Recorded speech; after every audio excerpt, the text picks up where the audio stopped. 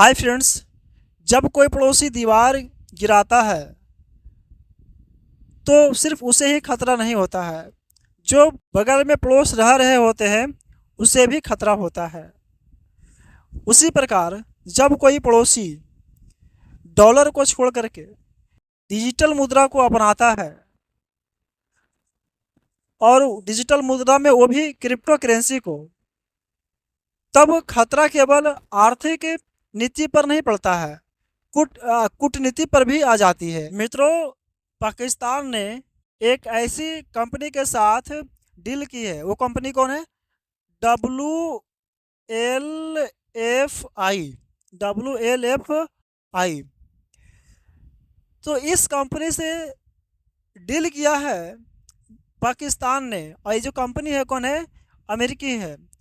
और ये डील क्या किया है आगे जानिएगा, लेकिन इस डील से तो ये तय है कि साउथ एशिया में सत्ता का समीकरण भी क्या हो सकता है? बदल सकता है। मित्रों, पाकिस्तान ने एक ऐसी कंपनी के साथ डील की है। वो कंपनी कौन है? WLFI। एक अमेरिकी कंपनी है। तो इस डील से क्या हो सकता है कि दक्षिण एशिया में सिर्फ करेंसी का ही नहीं, यानी कि मुद्रा का ही नहीं, सत्ता का समीकरण भी बदल सकता है। तो मित्रों, कहानी केवल यहाँ पर बिटकॉइन या क्रिप्टो करेंसी की नहीं है। कहानी यहाँ पर डोनाल्ड ट्रंप की चाल और शहबाज शरीफ की स्वीकृति और भारत की चुप्पी की। हमारे कुछ श्रोतागण को ये नहीं समझ में आ रहा होगा कि ये क्रिप्टो करेंसी क्या है, बिटकॉइन होता है क्या है, ये सब चीज़ें है क्या। तो जो जानते हैं मित्रों इसके बारे में, तो मुझे 30 सेकेंड का समय दीजिए, और जो नहीं जानते वो भी 30 सेकेंड का समय दीजिए। तो मैं शॉर्ट में लेके चलता हूँ कि देखो, मेरे पास कुछ पैसे हैं, जिस नोट होते हैं आपके पॉकेट में होते, हमारे पॉकेट में होते हैं, तो वो हार्ड मनी होता है। लेकिन जब वही पैसे आपके बैंक में होते हैं और फ़ोन पे से चेक करते हैं, गूगल पे से चेक करते हैं, तो आपके अकाउंट में दिखाई देता है कि 100 रुपये 200 रुपये जितने होते हैं उतने दिखाई पड़ते हैं। वो होता है सॉफ्ट मनी। तो उस सॉफ्ट मनी को आप निकाल नहीं सकते हैं। गूगल पे, फ़ोन पे के माध्यम से क्या कर सकते, एक दूसरे के यहाँ ट्रांजैक्शन कर सकते हैं, भेजे माफ़ कीजिएगा, भेज सकते हैं, सेंड कर सकते हैं, और आप क्या कर सकते हैं? रिसीव कर सकते हैं। उसी तरह से है मित्रों सॉफ्ट मनी, यानी कि वो जो पैसे उसको तो हाथ से निकाल नहीं सकते कि चलो गूगल पे में 50 रुपया तो उससे हम निकालते हैं हाथ से, ऐसा तो नहीं है, क्योंकि वो सॉफ्ट मनी है। तो उसी तरह से बिटकॉइन, क्रिप्टो करेंसी भी क्या है? एक बिटकॉइन क्या, बिटकॉइन भी एक क्रिप्टो करेंसी है। इथेरियम भी क्या है? एक प्रकार का क्रिप्टो करेंसी है। यानी कि ये जितने भी सारे क्रिप्टो करेंसी हो जाए, क्रिप्टो करेंसी जितने भी हो जाए, सब क्या होता है? एक सॉफ्ट मनी होता है, जिससे आप हाथों से निकाल नहीं सकते हैं। वो सिर्फ आपके मोबाइल में, आपके अकाउंट में क्या होता है? दिखाई देता है। तो होता है वो होता है क्रिप्टो करेंसी, जैसे कि बिटकॉइन, इथेरियम, ये सारे क्रिप्टो करेंसी है। तो बिटकॉइन का मतलब तो समझ में आ गया मित्रों, बिटकॉइन क्रिप्टो करेंसी का मतलब तो समझ में आ गया होगा। अब आगे बढ़ते हैं। तो आप समझते हैं मित्रों कि ये क्रिप्टो करेंसी के पीछे पूरा जियो पॉलिटिक्स के आने की भू राजनीति ये कैसे चल पड़ी है। तो कहाँ गया? WLFI एक ये अमेरिकी कंपनी है मित्रों, और ये अमेरिकी कंपनी है जिसका मालिकाना हक किनके पास है? तो ट्रंप और उनकी फैमिली के पास है। यानी कि वो तो मालिक नहीं, लेकिन सबसे ज़्यादा शेयर इस कंपनी का किसके पास है? ट्रंप सर और ट्रंप की फैमिली के पास है। मित्रों, यही कंपनी है WLFI जिससे पाकिस्तान ने क्या किया है?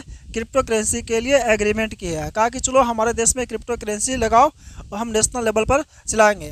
और देखो क्रिप्टो करेंसी क्यों चला रहा है पाकिस्तान, इसका फ़ायदा क्या, नुकसान क्या, भारत को नुकसान क्या, ये सब चीज़ पर हम आगे बात करेंगे, पूरा डिटेल्स में बात करेंगे, ठीक है ना। तो आपको कहीं जाने की ज़रूरत नहीं है। और ये एग्रीमेंट ऐसे वक्त में हुआ है जब 22 अप्रैल को पहलगाम में आतंकी हमला किया था, उसके जवाबी कार्रवाई में इंडिया ने ऑपरेशन सिंदूर चला रखा था। यानी कि हमारे देश में खून बह रहा था, और उस वक्त पाकिस्तान क्रिप्टो करेंसी से क्या कर रहा था? स्नान कर रहा था। अब आप कहेंगे भाई पाकिस्तान क्रिप्टो अपना रहा है, क्रिप्टो करेंसी, तो इससे हमें क्या मतलब। तो मित्रों, आप समझते हैं कि क्रिप्टो करेंसी कैसे चलता है, ब्लॉकचेन और इथेरियम कैसे चलता है, यानी कि वो सब का ट्रांजैक्शन कैसे होता है। तो एक मिनट के लिए आइए मेरे पास।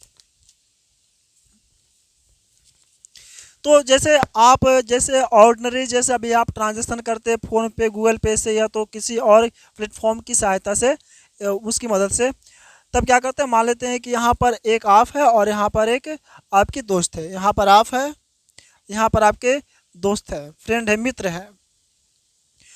आप अपने मित्र को पैसा भेजते हैं, कितने रुपये, मान लेते हैं 500 रुपीज़। क्या करता है, अपने मित्र को पैसे भेजते हैं। तो क्या डायरेक्ट चला जाता है, नहीं नहीं, बीच में कौन आता है, बैंक आता है। आपका अकाउंट भी इसमें है और मित्र का भी अकाउंट इसमें है। ये ज़रूरी नहीं है कि एक ही बैंक में हो, तो आप जानबे करते हैं कि आपका अकाउंट किसी दूसरे बैंक में, उसका आपके दोस्त का बैंक का अकाउंट किसी दूसरे बैंक में है।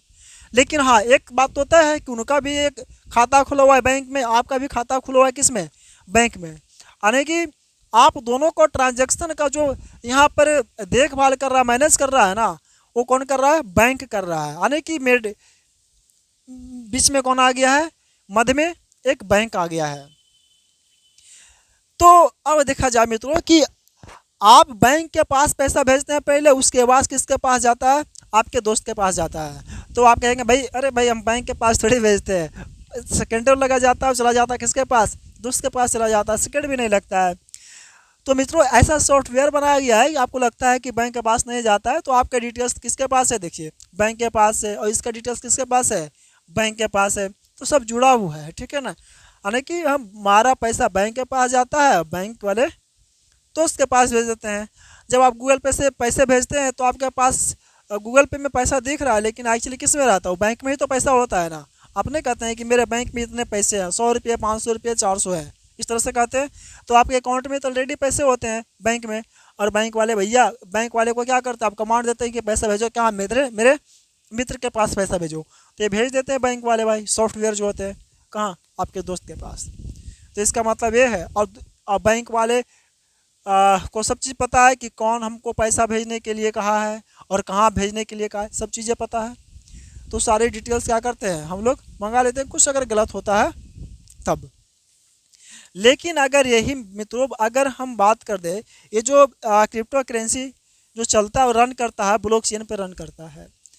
तो ये ब्लॉकचेन यानी कि डिसेंट्रलाइज सिस्टम कैसे काम करता है। जैसे यहाँ पर मानिए कि आप है और यहाँ पर आपके दोस्त है, तो क्या होगा कि आपके पास मान लेते हैं कि 20 US डॉलर है, या तो बिटकॉइन है, बिटकॉइन तो नहीं, US डॉलर है, चलो आपको भेजना है किसके पास, अपने दोस्त के पास भेजना है। तो बीच में बैंक नहीं आएगा, एक ऐसा सॉफ्टवेयर डेवलप कर दिया जाता है ब्लॉकचेन पे कि पैसा कहाँ चला जाएगा, डायरेक्ट दोस्त के पास चला जाएगा। दोस्त का एक एड्रेस होगा, एड्रेस कहने का मतलब विलेज पोस्ट ये सब चीज़ें नहीं एक एड्रेस होता है, ठीक है ना, एक लिंक होता है। उस लिंक पे यहाँ पर कॉपी करेंगे, पेस्ट करेंगे, या तो अपना एड्रेस बताएगा, उसमें क्या करेंगे, इंटर करेंगे उस एड्रेस को, और वो चला जाएगा कहाँ, उस आपके दोस्त के पास डायरेक्ट पैसे चले जाएंगे। तो बीच में कोई बैंक आया, कोई भी बैंक नहीं आया, इन दोनों के बीच में कोई बैंक नहीं।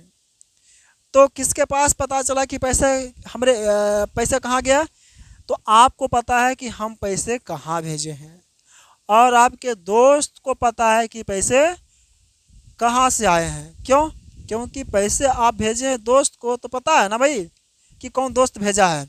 लेकिन इससे दोस्त को कहा जाए कि पैसा हम नहीं भेजे हैं तुम्हारे पास, तो दोस्त को भी नहीं पता चलेगा कि कौन भेजा है, तो पता चलेगा ही नहीं दोस्तों, ठीक है ना।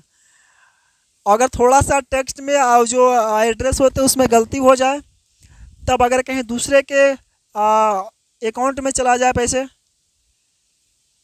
तो आप इसे दोबारा वापस लेने के लिए किसके पास क्लेम करेंगे, बैंक तो है ही नहीं बीच में, और इसका आता पता कुछ है ही नहीं, तो दोबारा पैसे वापस ले नहीं सकते हैं। ये होता है डिसेंट्रलाइज सिस्टम होता है मित्रों, ऐसे चलता है ये ब्लॉकचेन टेक्नोलॉजी पे। ये थोड़ी सी जानकारी थी। तो यही सिस्टम अपनाने के लिए जा रहा है कौन, पाकिस्तान। कौन सी कंपनी से एग्रीमेंट किया है, तो WLIF से। वो कहाँ की कंपनी है? अमेरिकी के। तो अब समझिए मित्रों, बात यहाँ पर ये नहीं है कि ब्लॉकचेन क्रिप्टो करेंसी पाकिस्तान अपना रहा है। सवाल यहाँ पर ये उठता है कि वो किसके कहने पर अपना रहा है और ये किस लिए अपना रहा है और वो उसका इरादा क्या है क्रिप्टो करेंसी अपनाने का। तो सवाल यहाँ पर ये उठता है। तो मित्रों, इस प्रश्न का आंसर आपको इसी वीडियो में आगे कुछ ही मिनटों में क्या हो जाएगा, मिल ही जाएगा। लेकिन इससे पहले हम ये समझते हैं कि ट्रंप सर, जो डोनाल्ड ट्रंप अमेरिकी के वर्तमान राष्ट्रपति हैं, वो पीस मेकर है, यानी कि या तो पीस ब्रोकर है, यानी कि वो शांति दूत है या सौदागर है। सौदागर का मतलब समझ में आता है ना, जो व्यापार करते हैं, जो पैसे कमाते हैं। सौदा का मतलब समझ में करते हैं, सौदा करना। तो जो सौदागर है, तो आप लोग को सब पता है मित्रों कि डोनाल्ड ट्रंप क्या है, ठीक है ना, वो तो सौदागर ही है। लेकिन भाई देखो, जिस पद पे है ना, वहाँ पे सौदागर नहीं होना चाहिए, यानी कि व्यापारी नहीं होना चाहिए। आप राष्ट्रपति पर है, आपने कहा कि, जैसे उन्होंने कहा कि हमने क्या किया है, भारत और पाकिस्तान के बीच जो चल रहा था, संघर्ष चल रहा था, यानी कि हमने भारत पाकिस्तान के बीच जो आमने सामने आ गया था, इन दोनों को हमने हटा दिया, यानी कि युद्ध को हमने क्या कर दिया, टाल दिया। और पूरा दुनिया में वो क्या किया, बहवाई लूट लिए, ऐसा कहा करके। लेकिन भारत ने इसका जवाब दिया मित्रों तुरंत। और भारत ने कहा कि भाई देखो, हम तुम्हारे कहने पर ऑपरेशन सिंदूर स्थगित नहीं किए, पोस्टमार्टम नहीं किए हैं, हमारी पॉलिसी ऐसी थी तब हम स्थगित किए हैं। यानी कि हमारी जो पॉलिसी है वाशिंगटन DC अमेरिका से नहीं बनती है, हमारी जो पॉलिसी होती है ना, न्यू दिल्ली से बनती है।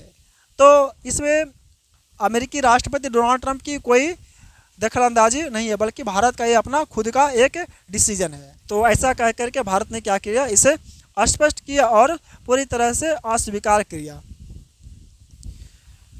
मित्रों, आप जानते हैं कि डोनाल्ड ट्रंप या तो अमेरिकी में कोई भी राष्ट्रपति हो मित्रों, ठीक है ना, तो उनका एक सिद्धांत बना हुआ है कि युद्ध से भी पैसा कमाओ और युद्ध की आशंका से भी पैसा कमाओ। मतलब युद्ध हो रहा है तब भी पैसा कमाओ यार, कोई भी मरे कोई भी कटे, उससे कोई मतलब नहीं है। आपने यूक्रेन में देख ही रहा होगा कि यूक्रेन वाले को कितना हथियार बेच रहे हैं अमेरिकी, और बदले में यूक्रेन वाले कितने पैसे दे रहे हैं अमेरिका को। तो ये तो आपको साफ साफ झलक यानी कि क्रिस्टल देख रहा होगा, ठीक ना, इसमें कहने की ज़रूरत ही नहीं है। लेकिन उसी, अब देखो वही बात यहाँ पर आ जाता है कि यहाँ पर क्या है कि युद्ध से भी पैसा कमाना चाहते हैं और युद्ध की आशंका से भी पैसा कमाना चाहते हैं। ये कैसे? तो मैं तो आगे बढ़ने से मैं ये जो पीछे हम बोले थे कि ट्रंप सर जो है वो पीस मेकर नहीं, पीस ब्रोकर है, यानी कि शांति बनाते नहीं है, शांति को तोड़ देते, भंग कर देते हैं। अब देखो, ये डिसेंट्रलाइज जो सिस्टम ब्लॉकचेन की टेक्नोलॉजी है और ये जो पाकिस्तान में क्रिप्टो करेंसी जब चलेगी तो इसका नियंत्रण किसके पास होगा? किसी के पास नहीं होगा। अरे भाई होगा भी तो पाकिस्तान के पास नहीं होगा। ये पाकिस्तान के पास कैसे होगा? नहीं होगा। किसके पास होगा आप बताओ? ये जो अमेरिकी कंपनी थी WLIF, इसी के पास तो नियंत्रण होगा, कंट्रोल होगा। तो अब देखो क्या है कि ये तो हेल्प के नाम पर तो पाकिस्तान को अपने हाथों ले रहे हैं, लेकिन जब ये चल पड़ेगा तो पूरा कमांड किसके पास होगा? अमेरिका के पास होगा। यानी कि चाबी, ताला आपके पास है और चाबी किसके पास है? ट्रंप सर के पास है। आपके कहने का मतलब ये है कि पाकिस्तान के पास है, ताला किसके पास है? पाकिस्तान के पास है, और उसका जो चाबी है, कुंजी है, किसके पास है? अमेरिका के पास है। अमेरिका मतलब क्या? इस कंपनी के पास, WLIF कंपनी के पास है। तो यहाँ पर अमेरिका यानी कि ट्रंप जो है वो पूरी तरह से चाणक्य नीति पर चल रहे हैं। चाणक्य एक बात बोले थे मित्रों, जब हम पढ़ रहे थे तब हम एक चीज़ वहाँ पर देखे थे। उन्होंने कहा था कि दुश्मन को तब तक मदद करो जब तक वो हम पर निर्भर ना हो जाए। अब देखो भाई, पाकिस्तान तो उसका दुश्मन नहीं है, लेकिन उसको इतना हेल्प कर रहा है अमेरिका कि एक दिन क्या हो रहा है, एक दिन क्या, अभी भी देख लो यार, इतना भी पहले से भी हेल्प किया, अभी भी हेल्प कर रहा है कि पूरी तरह से डिपेंड हो रहा है किस पर? धीरे धीरे। पहले तो अमेरिका पर ही डिपेंड था, लेकिन अब किसके पास डिपेंडेंसी किसके पास आ गया? चाइना के पास आ गया। यानी कि पाकिस्तान को हेल्प कौन कर रहा है? चाइना और अमेरिका। तो इन दोनों इतना हेल्प करना चाहते हैं कि इन दोनों का नियंत्रण हो जाए किसके पास, अमेरिकी और चाइना के पास हो जाए। तो यही चाइना कहा था कि अगर वो तो दुश्मन तो नहीं है, लेकिन अगर दुश्मन को साइड कर दिया जाए तो यहाँ पर एक कहावत थोड़ी सी अच्छी लगती है कि दूसरे को तब तक मदद करो या तो दुश्मन को जब तक वो आप पर पूरी तरह से क्या हो जाए, निर्भर ना हो जाए, डिपेंड ना हो जाए। तो उनकी बात तो सच्ची दिखाई पड़ रही है यहाँ पर। बात यहाँ पर तो साफ है कि चादर के अंदर, चादर समझते हैं ना, जो ठंडी में उड़ते हैं ठंडी से बचने के लिए, ठंडी हवा से बचने के लिए चादर का इस्तेमाल करते हैं ना भाई उड़ने के लिए। तो उस चादर के अंदर क्या है छुपा हुआ, खंजर छुपा हुआ है। तो यही ना कह सकते हैं मित्रों। ये जो कंपनी ये देख रहे हैं, यहाँ पर आपको दिख नहीं रहा होगा, मैं यहाँ लिखता हूँ WLFI। इस कंपनी की डील में कहा गया है कि देखो भाई, ये जो ब्लॉकचेन वाला हम क्या कर रहे हैं, एग्रीमेंट कर रहे हैं ना, इससे पाकिस्तान में क्या होगा, फाइनेंशियल इंक्लूजन आएगा, ठीक है ना। अब जब फाइनेंशियल इंक्लूजन आएगा तब इससे पाकिस्तान के क्या होगा, तरक्की होगा। लेकिन कहने में दोस्तों जानता बहुत अच्छा लगता है तरक्की, मतलब ऐसे समझो कि देखो अब हमको सऊदी अरब से पाकिस्तान में पैसा भेजना है, तो बीच में बैंक चाहिए। अरे पाकिस्तान में भी बैंक चाहिए और सऊदी में भी बैंक चाहिए, दोनों में बैंक चाहिए ना। पैसा तो आप नहीं भेजते, बैंक वाले भेजते, लेन देन करते हैं, बैंक वाले को पैसा देते हैं, बैंक वाले यहाँ भेजते हैं इस बैंक को, और ये बैंक देते हैं आपके फैमिली को पैसा देते हैं। तो ऐसा ही होता है ना। लेकिन ये सारा सिस्टम हट जाएगा, सिर्फ दो आदमी रहेंगे, आपकी फैमिली मतलब पाकिस्तान की फैमिली, और एक पाकिस्तान वाला वो जो बाहर में पैसा कमा रहा है हो, वहाँ से डायरेक्ट पैसा भेजेगा कहाँ, पाकिस्तान भेज देगा क्रिप्टो करेंसी के रूप में। तो एक तो ठीक है कि ये सब चीज़ें होगा, इससे क्या होगा कि थोड़ी सी जो इनोवेशन है वो थोड़ी सी और आगे बढ़ेगी। और फिर क्या होगा कि स्टार्टअप्स को भी आगे बढ़ने का मौका मिलेगा आईटी सेक्टर में। ये जो आईटी सेक्टर है उसमें तो मिलेगा ही, और ये जो न्यू न्यू इनोवेशन होगा उसमें तो आएगा ही आगे। इसके साथ साथ क्या होगा कि जो पैसे का जो वहाँ से यहाँ भेजने में जो समय लगता है वो सब क्या हो जाएगा, समाप्त हो जाएगा। सेकेंड में क्या कर सकते हैं, पैसे भेज सकते हैं। और इसी के साथ क्या होगा, जो डॉलर क्राइसिस चला आया हुआ है किसके पास, पाकिस्तान के पास, उसके पास डॉलर है ही नहीं, ठीक है ना। तो डॉलर पर डिपेंडेंसी क्या होगी, थोड़ी सी उसकी कम होगी, पूरी तरह से तो ख़त्म नहीं होगी लेकिन कम तो होगी। जिससे क्या होगा कि उसे कर्ज देने में आसानी होगा। कर्ज तो क्रिप्टो करेंसी में नहीं देगा, डॉलर में ही देगा, लेकिन हाँ जो अपने दैनिक जीवन की क्रियाएं जो चलाएगा वो तो क्रिप्टो करेंसी में ही उसमें चला सकता है। तो यही सब चीज़ें दोस्तों पाकिस्तान को कुछ फ़ायदा है, कुछ ज़्यादा कुछ फ़ायदा होने वाला नहीं, लेकिन उससे ज़्यादा दोस्तों नुकसान होने वाला है। सुनने में ये सब चीज़ें तो अच्छा लगता है मित्रों, लेकिन दूध में अगर नाक का जहर हो ना, तो दूध का मीठा होने से क्या फ़ायदा। अरे उसको पिएगा तब भी मरेगा नहीं पिएगा दूध तो भाई दुबला पतला ही रहेगा। तो यही कहावत यहाँ पर पाकिस्तान की है। और ये बातें हम क्यों कह रहे हैं मित्रों, हम इसलिए भी कह रहे हैं कि देखो पाकिस्तान जैसे खतरनाक देश में जहाँ आतंकवादियों का गढ़ है, और जहाँ पर मनी लॉन्ड्रिंग और विदेशी फंडिंग हो गया, और इलीगल एक्टिविटीज़ हो गए, हथियार तस्करी और अलबल ऐसे ही चीज़ें चलती रहती है। और इन सब चीज़ों का क्या परछाई है कहाँ, पाकिस्तान। वहाँ पर क्रिप्टो के नाम पर बिना ट्रेस बिना ट्रेस होने वाली अगर मुद्रा खुले आम चलाने के लिए जा रहे हैं, तो खतरे को बिना न्योते दिए, क्या बोलते हैं उसको, खतरे को न्योता देना है, यानी कि खतरा को न्योता दे रहे हैं कि खतरा आओ बैल मुझे मार, ऐसे कर रहे हैं। तो ये चीज़ें वहाँ पर हो जाती है, क्योंकि इसका देखो दुरुपयोग भी तो किया जा सकता है ना। अब देखो एटम बम है तो नुकसान के लिए भी है, सभी लोगों को मारने के लिए भी है, और अपनी सुरक्षा के लिए भी है। गैस सिलेंडर है देख लो, उससे हम लोग भोजन बनाते हैं, और चाहे तो इससे हम किसी को क्या कर सकते हैं, उड़ा भी सकते हैं। तो कोई भी चीज़ें किसके पास है ये भी डिपेंड करता है। तो पाकिस्तान देखो को जानबूझ करके मित्रों, ये जो अमेरिका है, ट्रंप साहब है, ये चीज़ें वहाँ पर दे रहे हैं। तो तभी ना हम बोले थे ये पीस ब्रोकर है। अब जब ये सब चीज़ें देखो अपने चरम सीमा पर होगी, तब इंडिया के लिए एक कंसर्न है, चिंता है, थ्रेट है। तो इसे इंडिया कैसे मैनेज करेगा? इसका मतलब ये है कि इंडिया के लिए ये सिर्फ चेतावनी नहीं है, इस चीज़ से निपटने के लिए इंडिया को एक चुनौती भी है, यानी कि चुनौती दे रहा है कि निपट लो भाई तुम भी। तो एक चुनौती दे रहा है पाकिस्तान एक तरह से, मानो हम लोगों को तो। लेकिन वैसे भी हम लोग इंडिया वाले हैं भाई, तो चुनौती को निपटने के लिए अच्छी तरह से जानते हैं। अब इंडिया पहले के जैसा थोड़ी रहा है कि देखता है और कुछ करता नहीं। अरे भाई, देखता भी और जवाब भी देता है। और एक बात और कहना चाहता हूँ मित्रों, कि देखो, जब कोई व्यक्ति कोई पेड़ के नीचे छाँव में तलवार अपना तेज कर रहा होता है, तब सामने वाले जो व्यक्ति होते हैं ना, अपना धूप में ही ढालना शुरू कर देना चाहिए। मेरा कहने का मतलब ये है कि ये सब चीज़ें क्या हो रहा है, छुपी छुपाई चल रही है। अब छुपी छुपी चलाई चल रहा है कि क्रिप्टो करेंसी चल रहा है, लाएगा ये लाएगा वो लाएगा, ये सब चीज़ें लाएंगे। तो वो पाकिस्तान क्या कर रहा है, छाँव में तलवार को तेज कर रहा है, तेज कर रहा है। और इंडिया को क्या करना पड़ेगा दोस्तों, तो धूप पे ही ढालना शुरू करना पड़ेगा।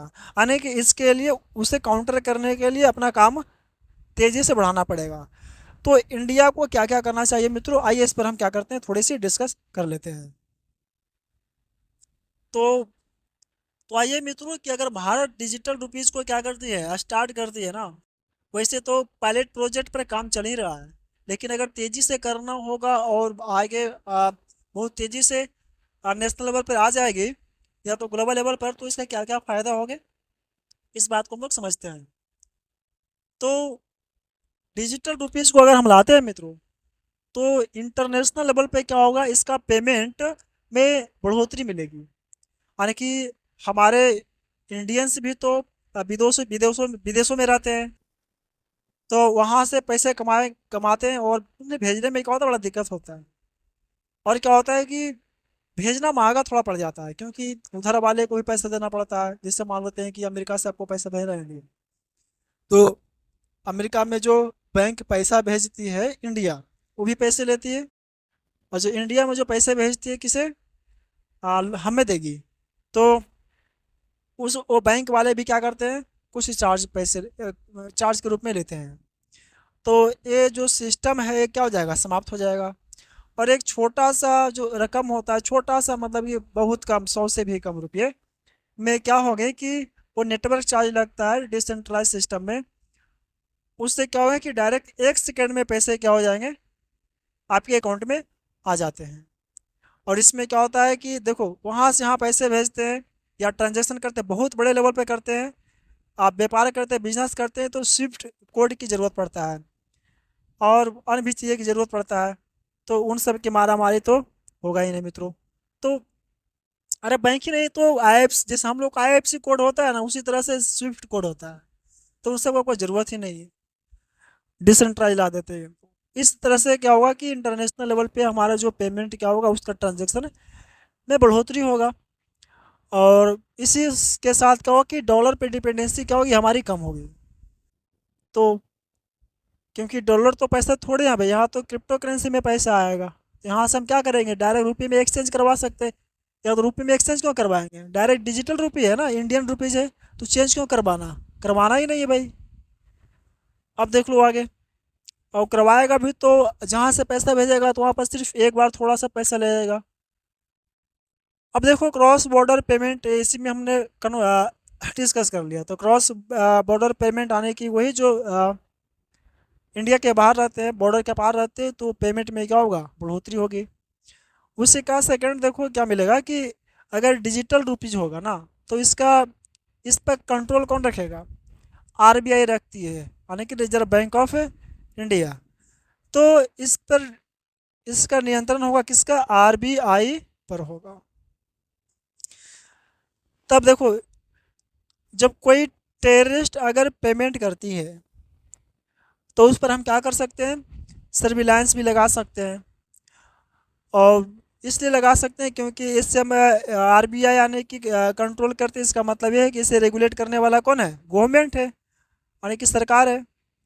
और इसी के सरकार इसको रेगुलेट कर रहा है, तो सस्पिशियस ट्रांजैक्शन पर हम क्या कर सकते हैं, उसको ट्रैक कर सकते हैं कि कहाँ से पैसे आ रहे हैं और कौन दे रहे हैं और कहाँ जा रहे हैं। और इसी के साथ देखो क्या होगा कि अगर इंडियन डिजिटल रुपीज़ आ जाती है तो इकोनॉमिक लीडरशिप में जो उसकी जो पहचान है ना, फेस वैल्यू है इंडिया की, वो थोड़ी बढ़ जाएगी। कैसे बढ़ेगी? तो देखो जैसे, एक मिनट, वीडियो थोड़ी सी, अब ठीक है। तो जैसे चाइना ने अपना डिजिटल करेंसी लाया है, युआन, उसी तरह से अगर इंडिया भी डिजिटल फाइनेंस ग्रुप में रुपी चलाती है, तब देखो हम इसका विस्तार कहाँ तक कर सकते हैं। जैसे फोन पे यूपीआई ट्रांजैक्शन को हम कहाँ कहाँ ला रहे हैं भाई, इंडिया के बाहर गया ना, अरे 8 9 10 कंट्री में तो चल ही रहा है, और आगे बात भी चल रहा है। तो इंडिया की वैल्यू देखो कितनी बढ़ रही है, इंडिया की सॉफ्ट पावर जिसे आप लोग कहते हैं इसमें। और इसी के साथ ही देखो क्या होगा कि यूथ स्टार्टअप्स यानी कि जो हमारे युवा लोग हैं उनको स्टार्टअप में क्या होगा, बढ़ोतरी मिलेगा। यूथ स्टार्टअप में बढ़ोतरी कैसे मिलेगा, तो देखो यहाँ पे, तो ये सब चीज़ों को चलाने के लिए क्या चाहिए, ब्लॉकचेन टेक्नोलॉजी चाहिए।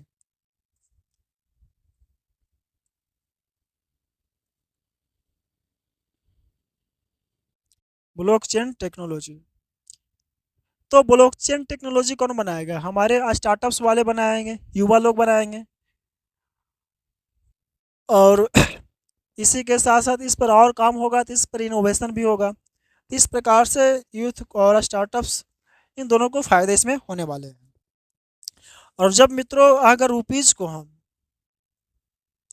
ग्लोबल लेवल पे लेके जाते हैं, यानी कि साउथ एशिया हो या तो साउथ ईस्ट एशिया हो, अगर वहाँ पर हम लेके जाते हैं तो इंडियन रुपीज़ को उसी तरह से पहचान, इंडियन डिजिटल रुपीज़ को उसी तरह से पहचान मिल जाएगा जिस तरह से हम बिटकॉइन को नाम से जानते हैं। जैसे बिटकॉइन को तो पूरी दुनिया जानती है दोस्तों, उसी तरह से इंडियन डिजिटल रुपीज़ को भी लोग जान जाएंगे।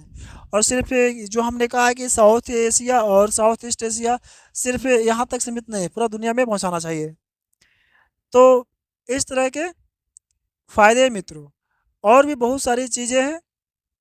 जैसे हमने कहा कि ट्रांजैक्शन अगर आसान होता है तो सभी चीज़ें आसान होने लगती है ना। मेन तो चीज़ होता है कि शहर से पैसे आना, अरे भाई बैंक जाओ, वहाँ से ऐसे भेजो, ऐसे करो वैसे करो। तो आप कहेंगे भाई गूगल पे तो है, कर दो ना झट से। हाँ चलिए रहा, शहर से पैसे मंगाओ ना भाई, थोड़ी सी दिक्कत होती है, ठीक है ना। एक मेरा दोस्त विदेशों में रहता है, ठीक है, नाम नहीं लूँगा, यार मैं उससे पैसे मांगता हूँ तो कहता है भाई मैं पैसे तेरे को कैसे भेजूँ, मैं तो यहाँ पे हूँ और तुम तो इंडिया में है। अब बताओ तेरे पास, मेरे यहाँ पर जो कंपनी पैसे भेजती है, एक वो कंपनी तो तुम्हारे गांव में है ही नहीं यार। तुम्हारे नवादा, ये तुम्हारे जिला का नाम नहीं बताता हूँ मैं अपना, लेकिन तुम्हारे जिला में तो है भी नहीं, तो कैसे पैसे भेजूँ मैं। अरे भेजेंगे भी तो जाओ लाओ डॉक्यूमेंट्स दो, ये करो वो करो, साले कितने सारे फसाम हो जाते हैं। फिर उसका ट्रांजैक्शन फी दो, वहाँ दो वहाँ दो, ऐसे करो, दिक्कत है। तो जब ये चीज़ें आ जाएगी तो कोई दिक्कत होने वाली नहीं है। अगर वो वीडियो इस वीडियो को देखेगा, इस बात को सुनेगा, तो ज़रूर है कि उसे हंसी तो ज़रूर आएगी, है ना। मित्रों एक कहावत है जो मैं लिख करके आया हूँ, ठीक ना, मुझे ये याद नहीं था, तो मैं आपको सुनाने के लिए जा रहा हूँ। अगर हवा तेज हो तो या तो झुक जाओ, या तो अपना पंख को फैला दो। तो उसी तरह से आज हवा जो है ना डिजिटल फाइनेंस की है। अगर तो एक कहावत थी, ठीक है ना, अगर हवा बहुत तेज हो ना तो अपना पंख को फैला लीजिए या तो झुक जाइए, तभी तो बच पाइएगा ना। उड़ जाइएगा दोस्तों आसमान में, या तो झुक जाओ तो बचे रह जाइएगा। तो वही यार अभी आजकल डिजिटल फाइनेंस की है, तो ज़रूर है इस पर एक रिसर्चर है मित्रों, अच्छे रिस्पेक्टेड सर है, पता नहीं नाम मैं भूल गया उनका क्या है। उन्होंने कहा है कि इस पर इंडिया को तेज़ी से काम करना चाहिए। पायलट प्रोजेक्ट पर अभी इंडिया रुकी हुई है। तो अगर पाकिस्तान क्रिप्टो के सहारे संभलना चाहती है, मतलब कि अपने इकोनॉमी को संभालना चाहती है और वो संभालने का प्रयास करना चाहती है, तो इंडिया को खिलाड़ी बनना पड़ेगा। तो खिलाड़ी बनने के लिए दोस्तों इंडिया को उससे कई कदम आगे बढ़ना पड़ेगा। अब उसके लिए दोस्तों इंडिया को डिजिटल रुपीज़ तो लाना ही एकदम मस्ट बनता है, ज़रूरी बन जाता है, एकदम लाना ही पड़ेगा। लेकिन एक बात है दोस्तों कि भले ही पाकिस्तान के लिए क्रिप्टो करेंसी अपनाना आज मजबूरी है, क्योंकि उसके पास खर्च करने के लिए या तो विदेशों से पैसे मंगाने में बहुत सारी दिक्कतें होती है। तो अगर ये मजबूरी लग रहा है, लेकिन जब ये आगे बढ़ जाएगी तब यही मजबूरी भारत के लिए जानते हैं क्या बन जाएगा, एक सिर दर्द बन जाएगा। इसलिए भारत को इस पर गंभीर विचार करना चाहिए। तो खैर, मैं एक अच्छे अंदाज में कुछ बोल करके इस वीडियो को समाप्त करना चाहता हूँ। शेर अगर जंगल में सोया हुआ रहता है ना, तो एक चालाक लोमड़ी भी जंगल का राजा बनने का प्रयास करता है। तो भारत चुप बैठने वाला नहीं है मित्रों, पहले जैसा नहीं कि चुपचाप देखता रहेगा सुनता रहेगा, जागता भी है, दहाड़ता भी है और शिकार भी करता है। आपने ऑपरेशन सिंदूर में ज़रूर देखा होगा। तो भारत अभी देख रहा है मित्रों, लेकिन हाँ, जब समय आएगा तो भारत एक कठोर कदम, ये जो कठोर तो नहीं कर सकते, एक कदम ज़रूर उठाएगी। तो आप लोग कमेंट बॉक्स में बताना मित्रों, मुझे आप लोग से बहुत ही अपेक्षाएं हैं कि आप लोग कुछ एडवाइस यानी कि सलाह हमारे लिए दो, और आप लोग के मन में क्या प्रश्न उठ रहे हैं और क्या सलाह है, ये कमेंट बॉक्स में ज़रूर देना मित्रों। तो वीडियो के अंत तक बने रहने के लिए मित्रों आपका बहुत बहुत धन्यवाद। मिलते हैं अगले वीडियो में कल।